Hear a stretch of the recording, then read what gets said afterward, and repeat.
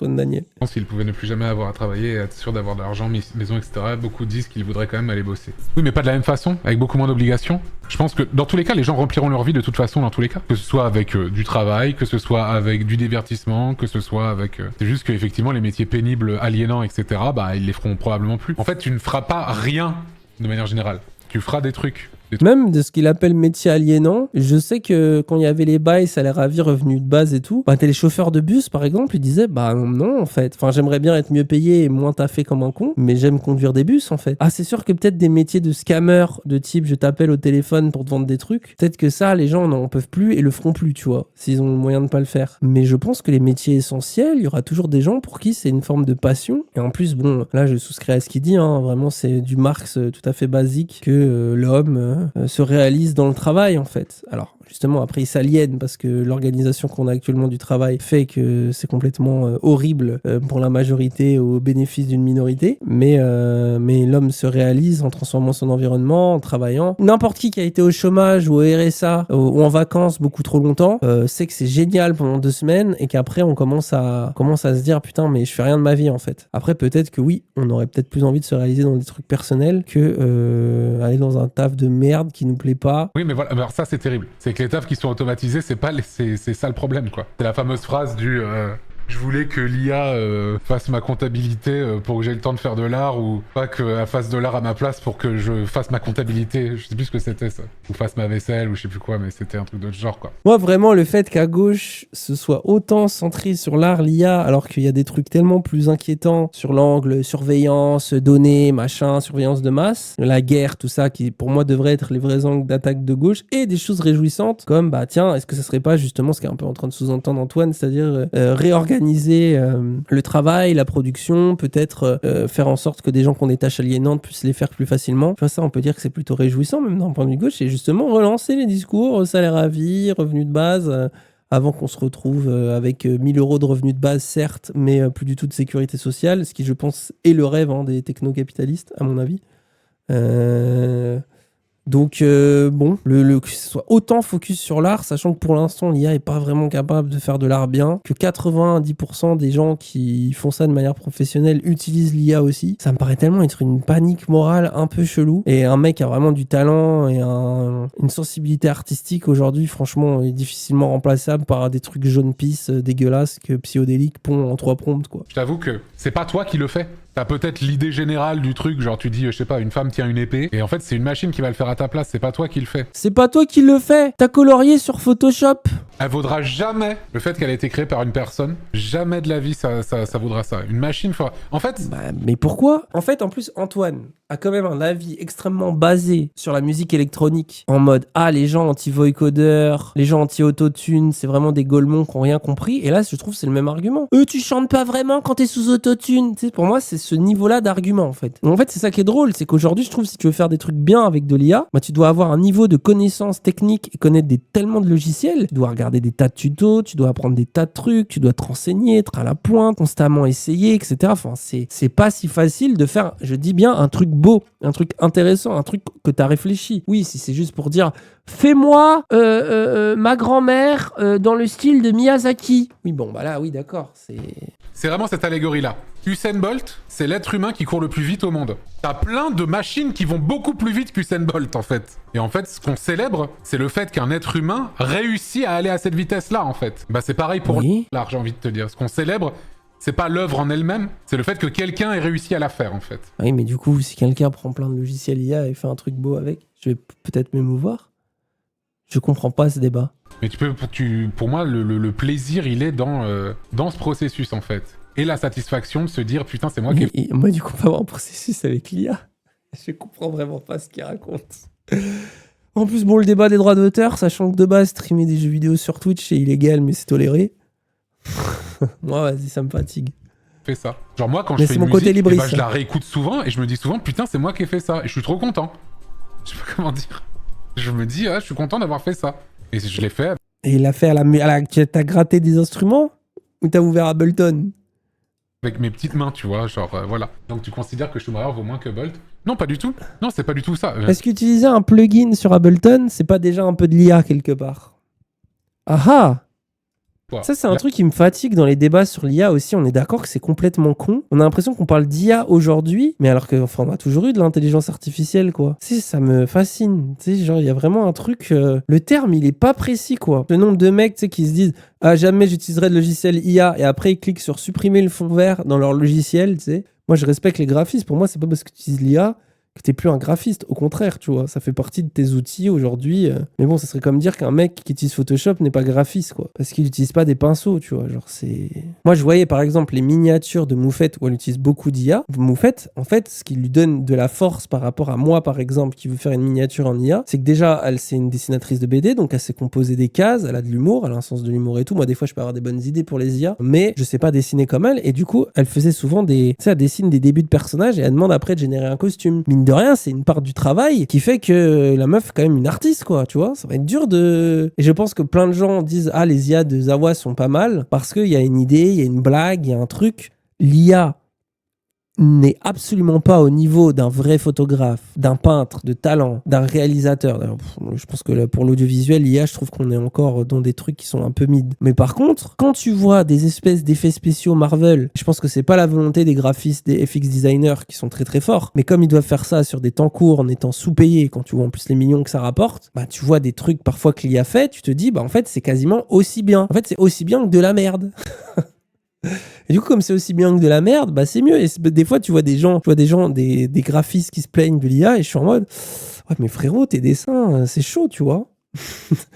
Genre, c'est limite, vu ton style de dessin, utilise l'IA pour un peu améliorer, avoir un peu plus de... Et avoir des goûts, avoir une esthétique qui va plaire, voire fasciner les autres. C'est pas donné à tous les artistes, tu vois. Donc, en plus, je pense même que des gens qui sont techniquement un peu nuls, mais qui ont une vraie sensibilité artistique ou esthétique, qui sont peut-être capables d'utiliser les outils pour créer des trucs qui sont un peu beaux. Mais en vrai de vrai, bah oui, l'immensité de ce que l'IA va créer, c'est de la merde. C'est slopesque. Mais la vérité du slop, moi, ce que j'aime bien dans le fait que le slop existe, c'est que ça nous a tous donné une sorte de recul. Mais en fait, on était déjà slopesque nous-mêmes. Ce qu'on faisait, c'était, vu qu'on surproduit à cause notamment de notre modèle économique, tu vois. Nous-mêmes, on est slopesque. Et en fait, ça nous fait presque le débat de c'est de l'IA ou pas. Personne ne se pose cette question en regardant un film qui est incroyable. Par contre, le fait qu'on se pose la question quand on lit une dépêche AFP, quand on voit une sorte d'image de jeu vidéo avec la même DA générique qu'on a vu 1000 fois, quand on regarde un paquet des chips de McFly et Carlito, bah ça révèle quelque chose du niveau de sloperie dans lequel on était avant. Aujourd'hui, t'arrives là en Big 2026 sur YouTube avec le montage de Doxa ou What the Cut, personne ne va te regarder. Parce que tout simplement, bah, c'est le principe de la compétition. Les gens digèrent ce qui existe, se mettent à admirer ce qui est bien, ils veulent faire mieux, et en fait, on finit par faire mieux et on se développe, et voilà, ça explique comment l'art progresse en général, mais pas que, les idées politiques et un tas de trucs. C'est pour ça que moi, pareil, là, je suis dubitatif sur... Je pense que là, il y a plein de trucs. L'IA, c'est mal utilisé, machin. Mais le jour où un artiste va faire un truc de starbé, et ça commence, hein, il y a des fois il y a déjà des gens qui écoutent des sons qui sont un peu faits par l'IA et tout machin, et bah plus cette barre va monter, et plus je suis sûr que demain, ça sera chaud, et ça va demander du talent de faire des trucs d'IA.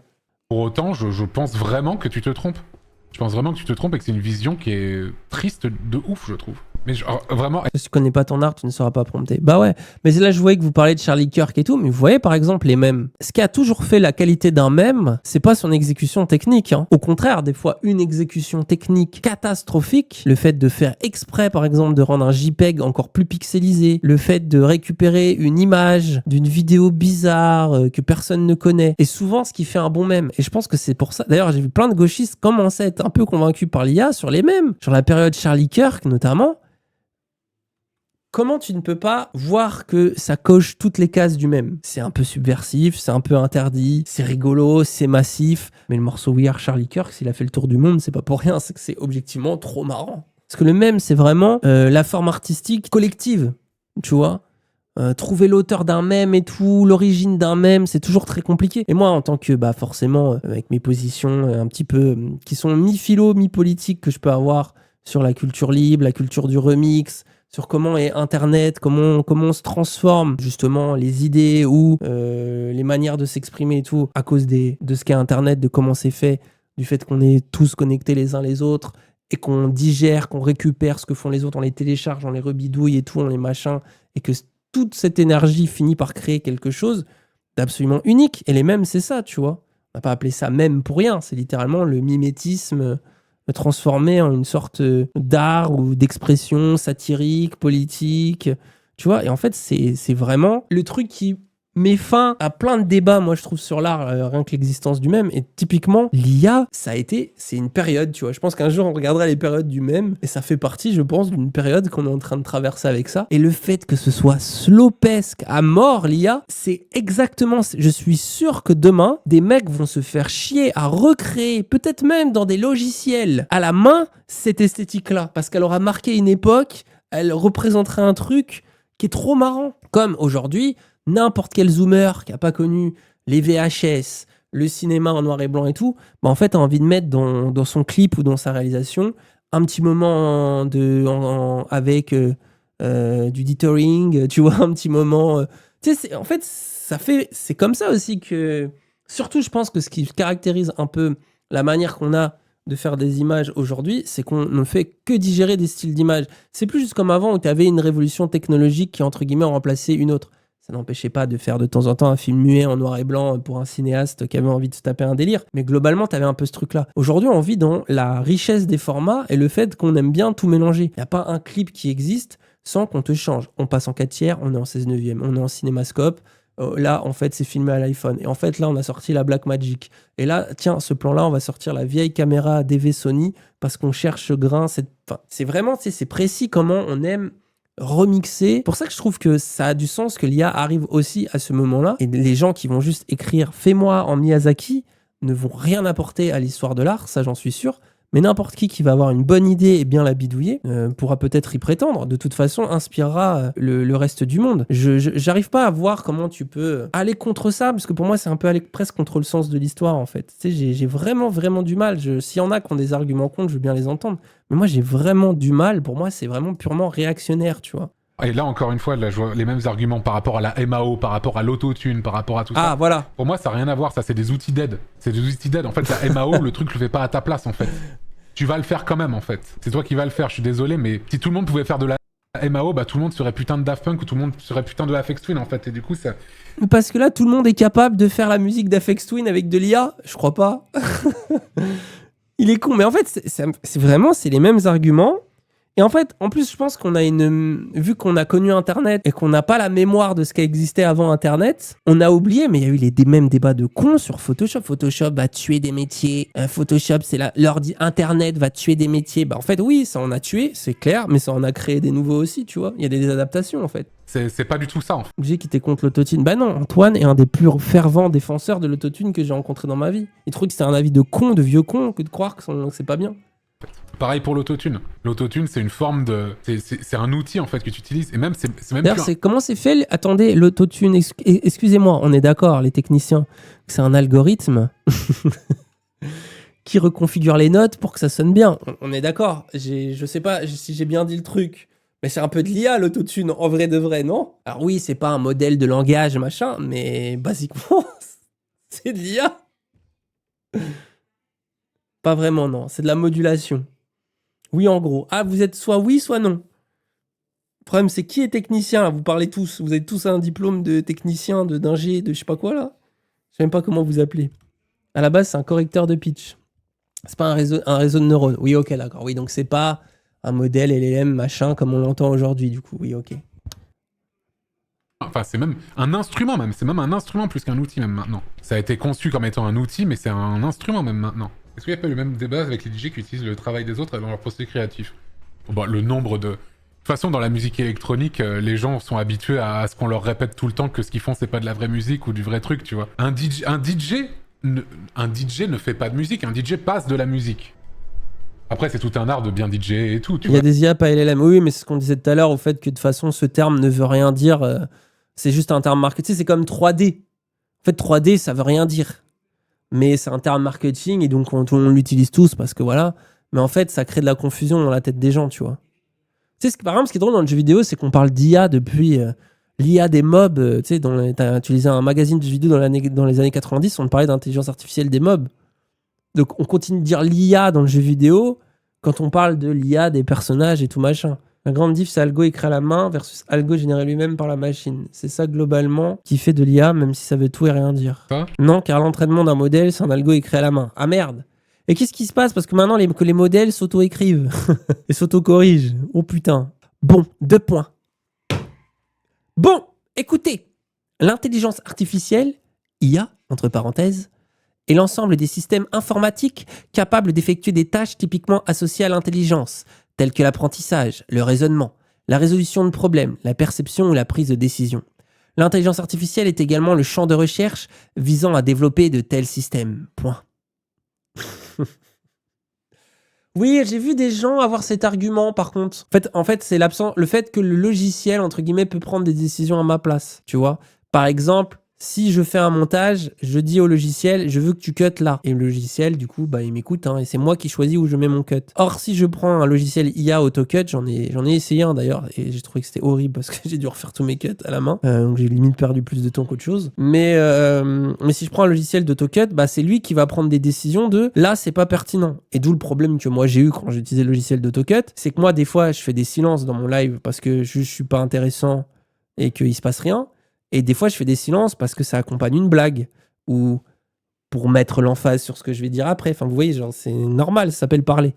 En fait, l'IA, des fois, coupait pas des silences qui n'avaient pas de sens et coupait des silences alors qu'il fallait les garder, sinon la blague tombait à l'eau, le rythme tombait à l'eau. Donc c'est là que tu vois que, elle est loin de tout comprendre, elle est loin de tout bien faire. Et donc j'étais obligé de rattraper absolument tout à la main parce que c'était catastrophique. Je sais pas si, pareil, les Jean-Michel, ingénieurs, spécialistes, parce que visiblement vous l'êtes tous, c'est comme pendant le Covid, vous étiez tous docteurs. C'est fou ce chat, hein. C'est vraiment beaucoup de talent.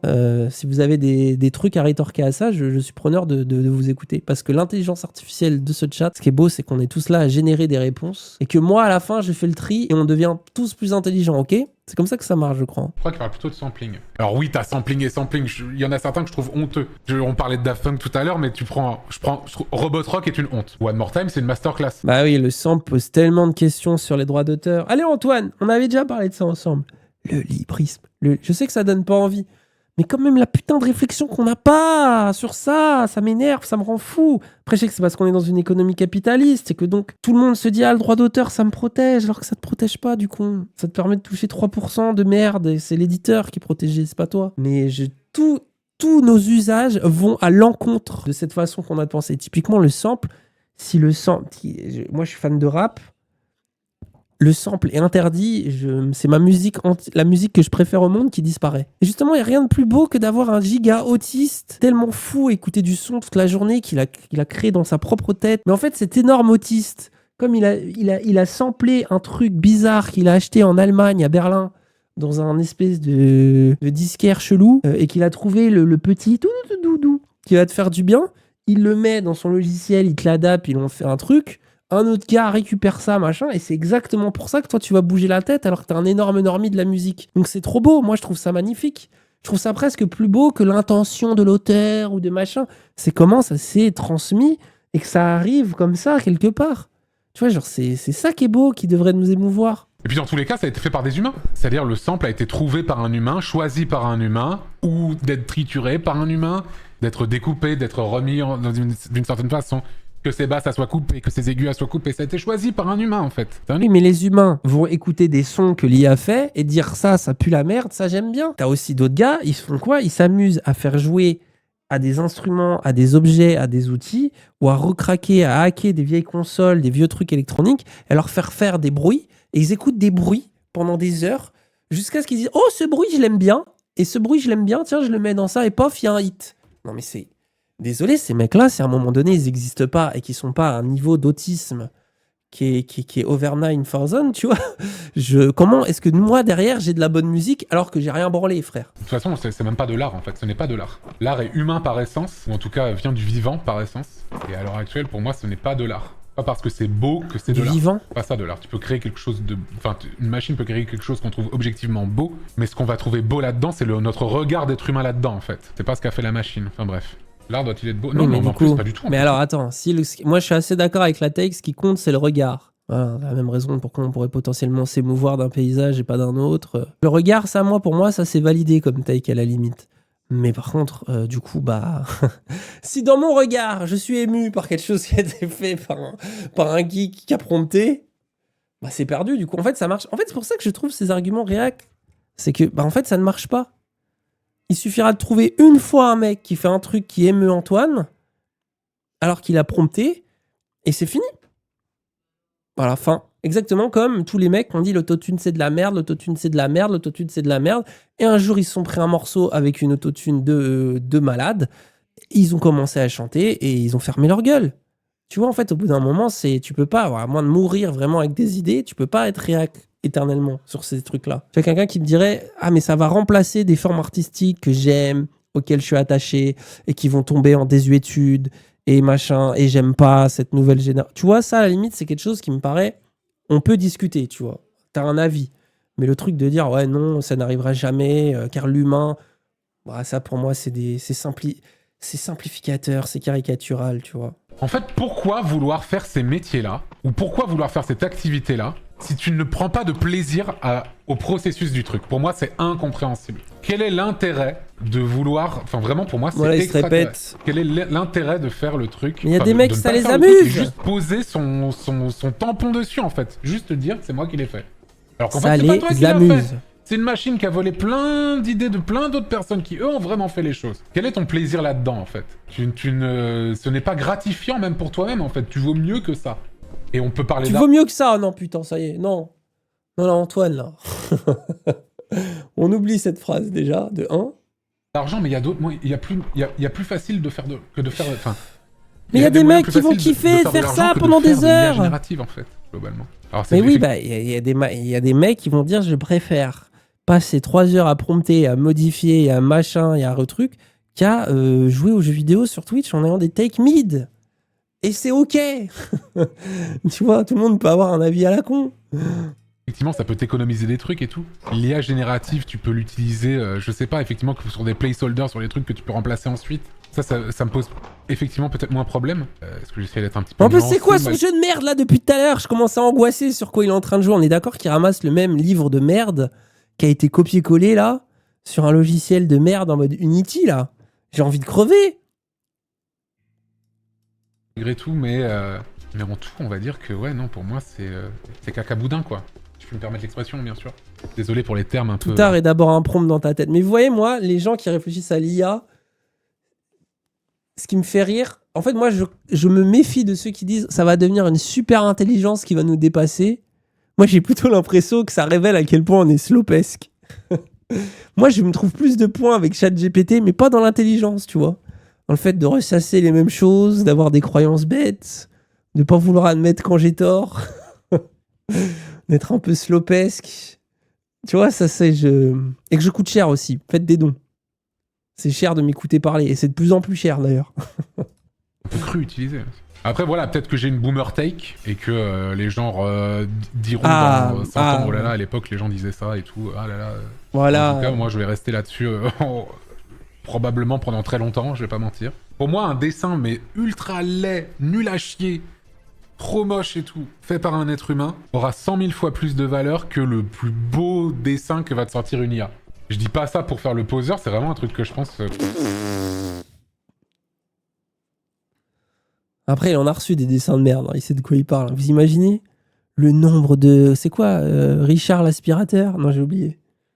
Samuel l'aspirateur, Richard le chien. C'est ça? J'ai la méta, j'ai l'univers. Vous imaginez le nombre de dessins qu'il a reçus? Le pauvre. Richard l'aspirateur, c'est drôle. L'art, c'est pas de l'art, hein. La création faite par l'intelligence artificielle qui se grime en art, c'en est pas pour moi. Et ça en sera jamais en fait. Jusqu'à ce que les machines deviennent vraiment conscientes, par contre. Là, on pourra peut-être discuter.